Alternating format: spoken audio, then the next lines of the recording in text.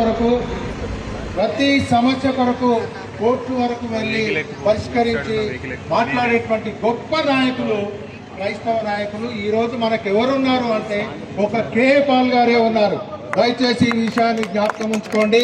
ఎవ్వరు కూడా మనతో రారు. దేవుడు పైన ఉన్నాడు. ఆయన యొక్క సహాయము, ఆయన తన దాసుని నిలబెట్టి పనులు చేయిస్తున్నాడు. కాబట్టి దాసుని ప్రతి విషయంలో వాడుకుంటున్నారు. మన కొరకు స్వరాన్ని విప్పి ప్రపంచ దేశాలకు తెలియజేస్తున్నాడు. మన భారత ప్రభుత్వానికి మన సమస్యల్ని తెలియజేస్తున్నాడు. కాబట్టి వారి యొక్క సేవ, వారి యొక్క త్యాగము, వారి యొక్క పనులన్నీ కూడా మేము అభినందిస్తున్నాము. వారిని మాట్లాడవలసిందిగా మేము మనవి చేస్తున్నాము.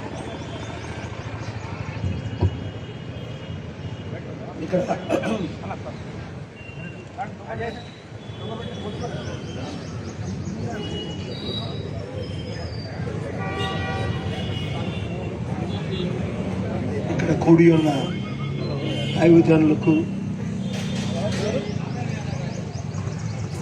ప్రభు బిడ్డలందరికీ, హిందూ, ముస్లిం, క్రైస్తవ లోకానికి 2025 సంవత్సరాల క్రిందట యేసు ప్రభు వారు ఈ లోకానికి వచ్చి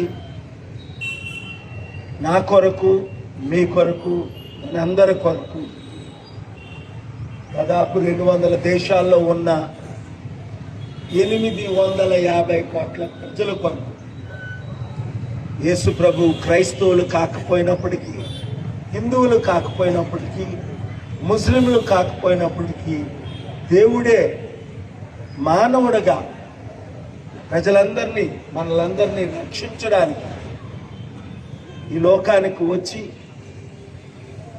33.5 సంవత్సరాలు జీవించి ఆయన చెప్పిన ప్రకారమే శిలువపై ఎక్కి మన అందరి కొరకు ప్రాణము పెట్టి రక్తము కార్చి చిందించి, ఇగో నేను మరలా 3 రోజుల తర్వాత లేస్తానన్నారు. మరలా 3 రోజుల తర్వాత ఆయన లేచి 542 మందికి కనిపించి శిష్యులతో మీరు సర్వలోకానికి వెళ్ళి సర్వ సృష్టికి, కులాలకు, మతాలకు, ప్రాంతాలకు అతీతంగా నేను వచ్చాను, ప్రాణం పెట్టాను, రక్తము కార్చాను, నా ద్వారా మీకు రక్షణ, మనసుకు నెమ్మది, శరీరానికి ఆరోగ్యం, ఆత్మకు శాంతి, చనిపోయిన తర్వాత నాతో పాటు లక్షల కోట్ల సంవత్సరాలు మీరు పరలోక రాజ్యానికి వెళ్ళాలి అంటే యేసు నా రక్షకుడు, నా ఏకైక రక్షకుడని మీరు మనసులో, హృదయంలో నమ్మి మనస్ఫూర్తిగా మీరు కోరుకోవాలని చెప్పిన వాక్యాలు ఈరోజు 850 కోట్లలో దాదాపు 300 కోట్ల ప్రజలు ప్రభువుని అంగీకరించారు.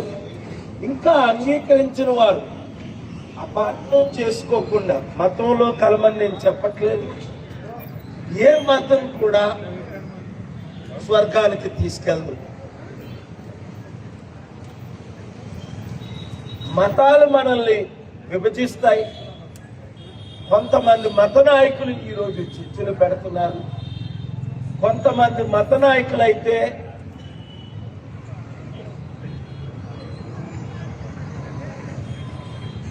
నిన్ను చంపుతాం, నిన్ను 4 కోసేస్తామని ప్రవీణ్ లాంటి వాళ్ళని గడిపించినప్పటికీ ఆ పాస్టర్ ప్రవీణ్ ప్రాణానికి తెగించి ప్రభు వాక్యాలు ఆయన చెప్పారు. అయితే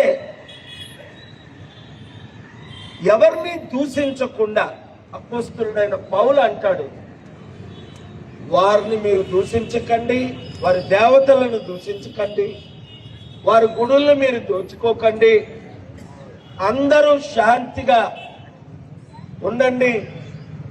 ఆ శాంతి మెసేజ్ ఇవ్వడానికే ఈరోజు నిన్న నన్ను హైదరాబాద్లో ఇక్కడ కూడి ఉన్న బిడలు, అయ్యా మేము 200 మంది నాయకులు, హిందూ, ముస్లిం, క్రిస్టియన్స్ వస్తున్నాం, మీరు రండి అంటే గుడ్ ఫ్రైడే దినం కంటే మంచి దినం ఏది? యేసు ప్రభు చనిపోయిన దినం కంటే మంచి దినం ఏది?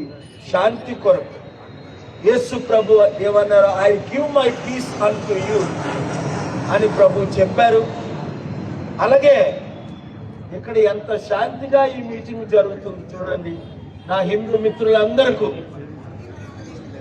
మహమ్మదీయ సోదరి సోదరుమణులందరికీ నేను ఇచ్చే మెసేజ్ ఏంటంటే, either we have to live together or we will die together. This is the path. ఎవరి నమ్మకాన్ని రాజ్యాంగం ప్రకారం మనం ప్రకటించుకోవచ్చు.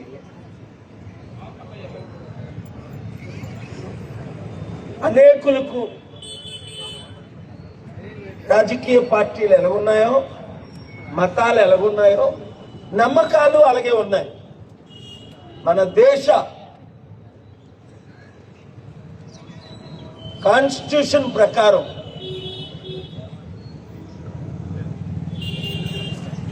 ఆర్టికల్ 25 ప్రకారం మన నమ్మకాన్ని మనం ఇతరులతో